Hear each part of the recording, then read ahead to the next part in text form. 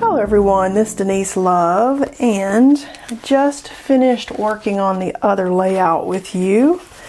And let's just take a peek at it because I'm kind of going to continue on with this paint session to do the other layout. So this is the one that we just did. You can go check that video out. I'll link it below the video. But this is the one where we were doing a color palette challenge with Color Cube card number 256 from Color Deck 2 with Sarah Renee Clark. So pulled that out of Color Cube number 2. And again, I like working with a color palette because it helps me limit one of the hardest choices because I like all the colors. That helps me go ahead and narrow down the hardest part of that process for me, because the painting part usually is not the hardest part, it's the picking colors.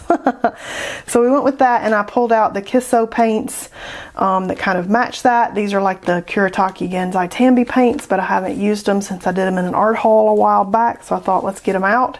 So that was color number 2, number 45, number 50, number 35, and number 23, which we kind of sampled out a little bit here on our color card so I could determine which ones matched our card the best.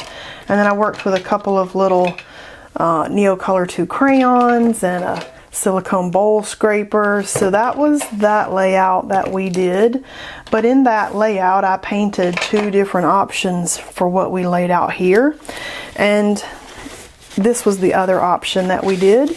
And so now I'm kind of thinking, what if we play on a Kraft paper spread here, kind of in a similar way. I could trim this out and glue down one side, and the other side we could paint on and just see like what could we create on the brown paper surface. And today I have not painted this brown surface with any gesso. Like before, I've painted on this paper and I'd used gesso to kind of make it a good surface to paint on. Today I didn't do that because, and I kind of don't want to paint this paper here, so I'm going to get out some wax paper. Oh, you know what I'm going to do? I'm just going to coat the edge. There we go. That's what I'm going to do because I don't want to paint that edge. And this is just wax paper from the kitchen department at the grocery store. So go and get that out of your kitchen. And just kind of use a bull clip there to hold that down. So I'm kind of feeling like ripping these edges, and then we'll glue this to this side. So let me get that dual edge ripper. This is my dual edge ripper, so I call it my rip ruler. You can do this with like a metal ruler too, but I'm going to do it with this. And I'm going to go ahead and give myself some torn edges to glue it down over here and let the brown paper be its frame. Alright, I should have left myself a bigger paper edge. Let's just do it.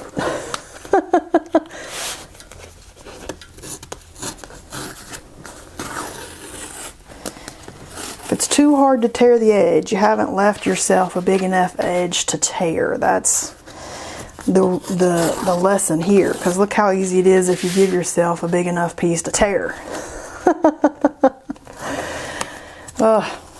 I wanted to keep as much of the painting as possible though, but that's okay. We're just going to go for it, and we'll let the brown paper be its frame.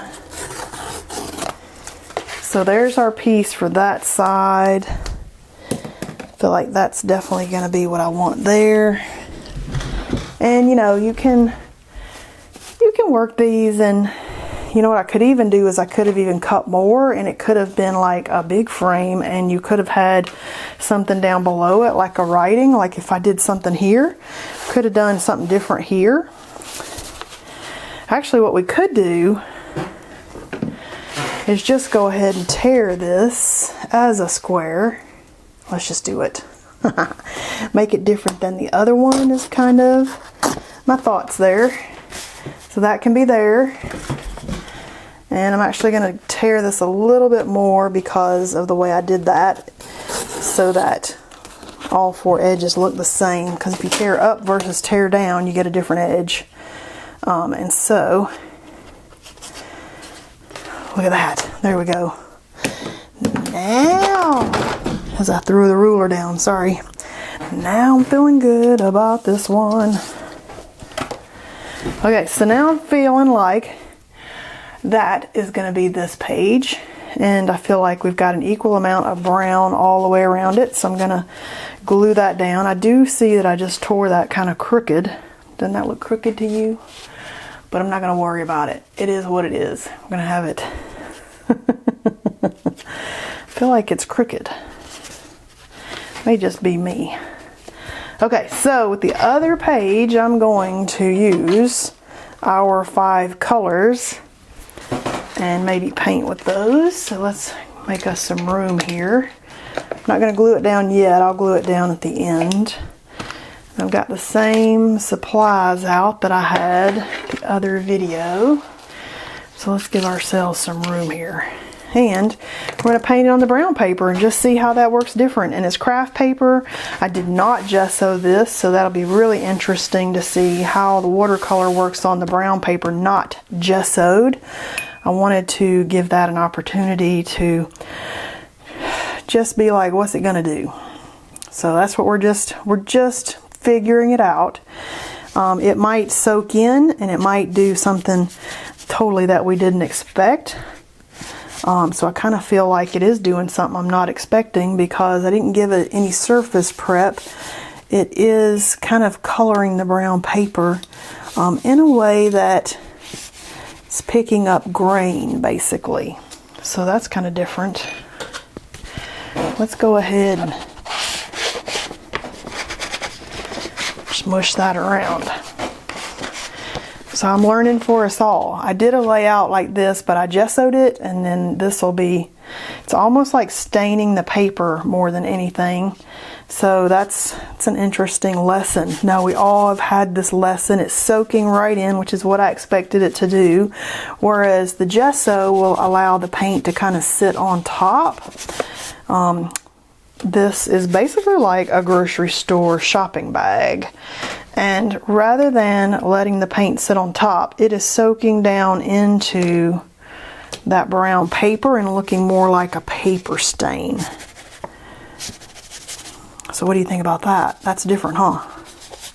Now we know. Now we know. So my first thoughts to gesso the paper on the other layout was a good gut feeling, because this is what I thought it would do.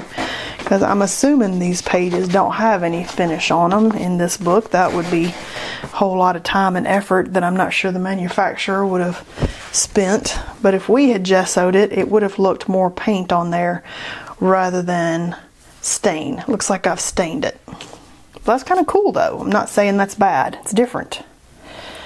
And now I'm thinking we need to let that paper dry and maybe do some mark making on it. Or stenciling. I could stencil on top of this. That would be an interesting, that would be interesting. Let me see what I got and I'll be back. Okay, I got an idea. What do we think of this? I've pulled out a stencil that kind of looks like the Moroccan yummy shape here. I've got my tile backsplash in my kitchen has this yummy shape to it. I love it. So this is a Stencil Girl stencil. L177 Ward, W-A-R-D, so stencilgirlproducts.com. That's the L177. Very Moroccan kind of feel. And I feel like that kind of fits because this looks like an old wall in maybe a Moroccan old castle or something. So kind of feel like that fits. So I'm kind of digging it. And I'm thinking, what if, and these are those music page sleeves that I showed you in an art haul. And man, these have been, let me grab this, on these skirt hangers. These have been fantastic because the skirt hangers just kind of all hang on each other with these. They just hang down a line, and it made it super easy for me to be like, do I want to try any of these stencils? And I just pulled it right off of my little skirt hanger. So that little solution is working fantastic, if you wondered. Fantastic. So I'm kind of thinking I'm going to use a gold metallic. This is the Blick Matte Paint Gold. I know, surprise, surprise, we'll pull out something that's not my favorite Kuretake one, but for the sketchbook, I'm kind of feeling like, you know, we could just play here and do some other stuff. And I think I'm just going to pull out a little Simply Simon's 1/2 inch wash brush, and I think I'm going to paint this on with a brush. And I'm going to be kind of maybe strategic. It doesn't have to just be a big square stencil, so I might come at like it's part of the wall. So that's my idea, and I'm just gonna see how that works out. And this is almost the color of the paper, so I don't know. If nothing else, it'll just be a layer under something we put on top of it. So don't get stuck if you're thinking, oh, that wasn't what I was thinking. Think, oh, but what else could I do? It's an opportunity. It's like, what is that going to do as a layer? And don't worry about it. And even though it's kind of the color of the paper, I kind of almost feel like I'm already digging it. But I don't know. We haven't peeled it up yet. We'll see. Gold is not perfection. I'm not worried about getting it up under the stencil, because to me this is another part of our aged wall look that we have over here. So I'm okay if it's not perfect. I just don't get hung up on that kind of stuff anymore. I might have put this down and thought, not what I wanted. Oh, I ruined it. And now I'm thinking, ooh, what opportunity could that lead to? It's not a mistake. It's all kind of like a happy little accident that led you to your next, aha, check what I have now. Opportunity. Just try not to get hung up on your stuff like that. I want to be excited, and that mark was meant to be, even if it wasn't what I expected. Okay, so I'm kind of feeling like I need to move this, but do I need to? Let's see. Look at that. Oh, that is kind of fun. Look at that. I do feel like now that I've done that, I do kind of feel like it's a layer. Maybe it's not the finish, but I don't know. It could be the finish. Could be a layer. Could be doing like Klimt and continue on with our mark making after we get this layer on there. That's one good thing I learned from doing the Klimt master study. If you haven't checked out that class, you are missing out. That class has close to 800 students between my site and Skillshare, and people are just having an awesome time studying the patterns of Klimt. Okay. Let's just go with it. And then figuring out how we can use those patterns in our own art.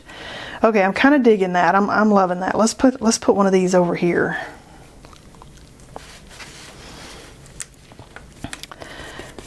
Figuring out how we can use his pattern work and his ideas in our own work, and in studying his stuff, you'll notice that it's all about layers and more layers on top of layers. It's not about one layer, one and done. It's not about that at all. So these aren't perfect. I've definitely gotten paint all over the place, but again, my goal is not perfection. My goal is to just get in here and play and test out different application techniques. And if you decide, okay, that application technique was not the one that's going to give me a crisp, clear pattern, then you've had a successful day and learned a new lesson.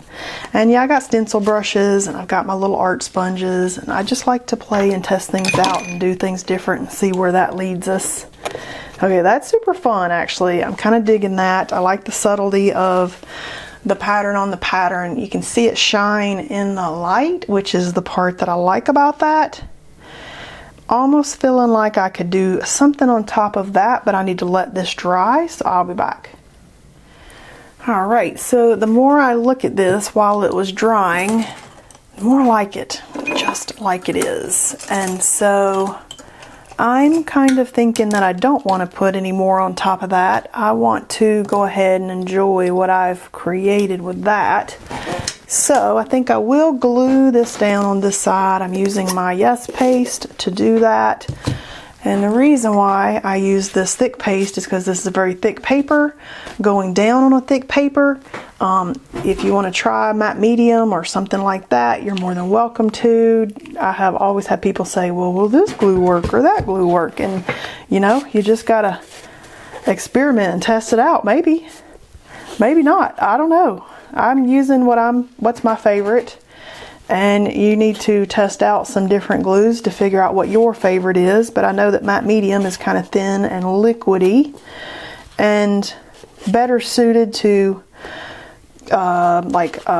thinner paper, like collage work and stuff like that, whereas I'm gluing down a nice heavyweight watercolor paper into a book that I want it to be its permanent home and not just kind of come back up on me. And you could use heavy duty matte medium, you could just use a glue stick, whatever, your choice. Give it a try out. If you use like a glue stick or something like that, I do like those to be acid free, more art worthy or archival, but you're just gonna have to, whatever you got, give it a try. Alright, so just a nice, I like the Yes paste because it's like working with frosting basically. And you got a minute or two to move it around, and then once it sets up, you're good.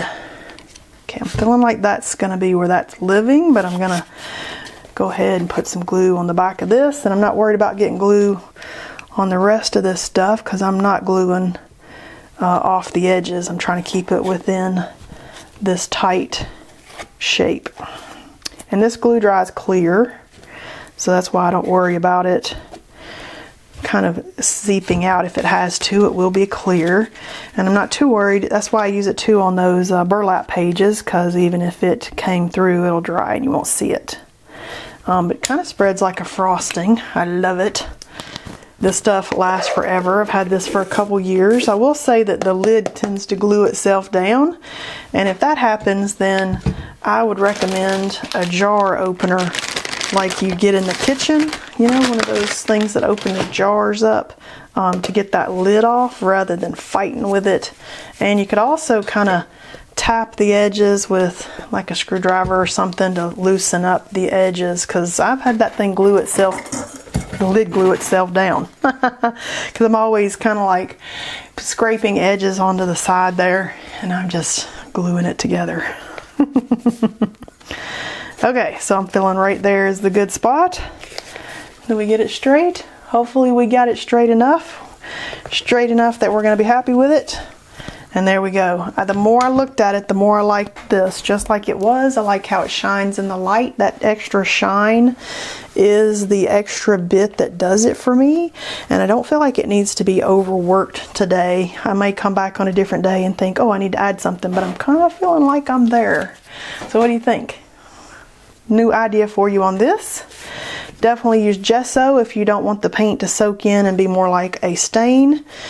So that was definitely what I thought it was going to do, but it was interesting to actually try it out and that be what it did. We could also did that undercolor the whole way and then glued this on top. Another idea. Use gesso on it if you want those paints to sit on top instead of soak in. Hope you enjoyed painting with me today on this layout, and I'll see you next time.